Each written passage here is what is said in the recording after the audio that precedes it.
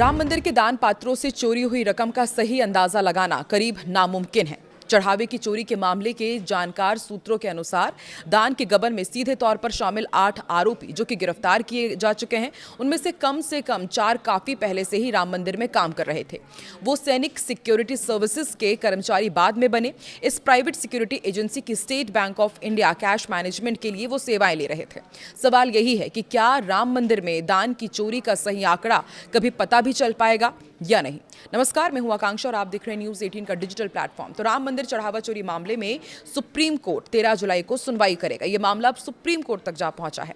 Chief justice Suryakant की अध्यक्षता वाली बेंच 3 याचिकाओं पर सुनवाई करेगी और याचिकाओं में जांच सीबीआई को सौंपने और एसआईटी के गठन की मांग की गई है। साथ ही मंदिर में दान के प्रबंधन से जुड़े अलग अलग विषयों की समीक्षा के लिए एक्सपर्ट कमेटी बनाने की भी मांग की गई है। इधर मंदिर में चढ़ावा गिनने वाले 23 कर्मचारियों ने गुरुवार को एक साथ इस्तीफा दे दिया है। उनका कहना है कि चोरी की घटना के बाद 10-20 रुपए के नोट बढ़ गए हैं, जिससे गिनती में ज्यादा समय लग रहा है। पहले 500 रुपए के नोटों की 70 से 80 गड्डियां बन जाती थी, अब बमुश्किल 15 गड्डियां बन रही है। पहले काम 2 शिफ्ट में होता था, लेकिन अब सुबह 9 बजे से शाम 6 बजे तक एक ही शिफ्ट कर दी गई है। वेतन वही है और काम के घंटे बढ़ा दिए गए हैं। अब बैंक के पास सिर्फ 13 गणना कर्मी ही बचे हैं। वहीं श्री राम जन्मभूमि तीर्थ क्षेत्र ट्रस्ट ने सीईओ के पद के चयन को लेकर कहा है कि ये पद पुरुषों के लिए, महिलाओं के लिए, दोनों के लिए खुला हुआ है। ट्रस्ट ने कहा है कि सीईओ को चुनने के लिए बनाई गई 3 सदस्यों की कमेटी से उम्मीद है कि वो अगली 30 दिन में चयन प्रक्रिया पूरी कर लेगी। अब आपको बताते हैं कि इस कमेटी में कौन कौन है। कमेटी ने इस बात पर जोर दिया है कि सीईओ को चुनने के लिए ईमानदारी और निष्ठा सबसे जरूरी पैमाना होगा, क्योंकि अभी हमने देखा कि ईमानदारी और निष्ठा के बाद किस तरह से एक के बाद एक आरोपियों के खुलासे हुए हैं कि उन्होंने राम मंदिर के दान से किस तरह से चोरी की। इसलिए अब ईमानदारी और निष्ठा ये सबसे ज्यादा जरूरी पैमाना बनाया गया है सदस्यों के लिए। उन्होंने कहा है कि चुने गए व्यक्ति में ट्रस्ट के भीतर काम का अच्छा माहौल बनाने और सभी स्टेक होल्डर्स का सम्मान हासिल करने की क्षमता होनी चाहिए।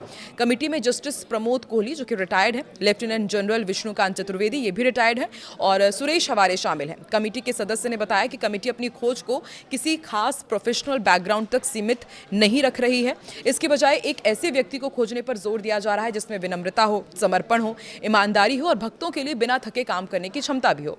पुलिस, सशस्त्र बलों और अर्धसैनिक बलों के उम्मीदवार भी इस दौड़ में शामिल हो सकते हैं, क्योंकि उनमें संगठन और मैनेजमेंट की साबित हो चुकी क्षमताएं होती हैं और अंतिम चयन पूरी तरह से योग्यता और उपयुक्तता के आधार पर ही किया जाएगा।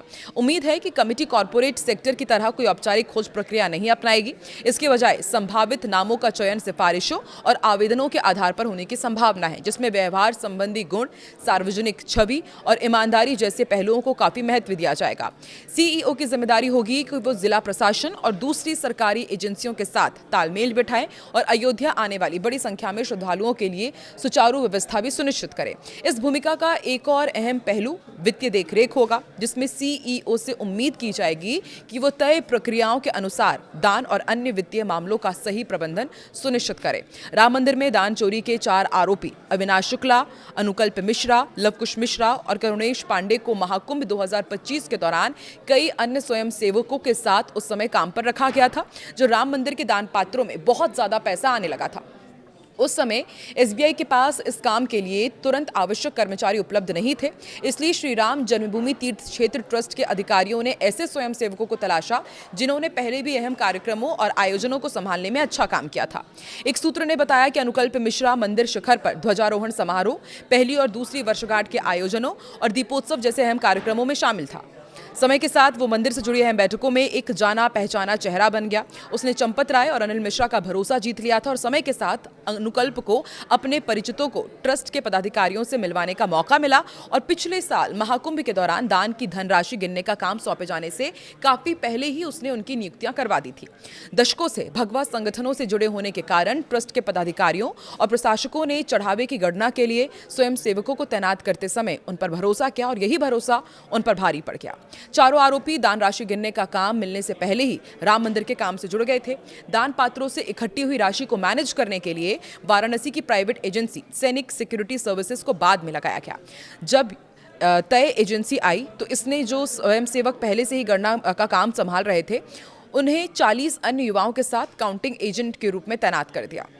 आरोपियों के पास से बरामद कुल करीब 80 लाख रुपए में से सबसे ज्यादा रकम 30,39,000 और गहने अविनाश शुक्ला के पास मिले हैं। इसके बाद करुणेश पांडे, उसके पास करीब 18,63,000 रुपए, अनुकल्प मिश्रा के पास 16,82,000 रुपए और लवकुश मिश्रा के पास से 14,25,000 रुपए बरामद किए गए हैं। रमाशंकर मिश्र की यदि बात की जाए तो कुल 7,32,000 रुपए और मनीष यादव के पास से 2 लाख रुपए बरामद किए गए हैं।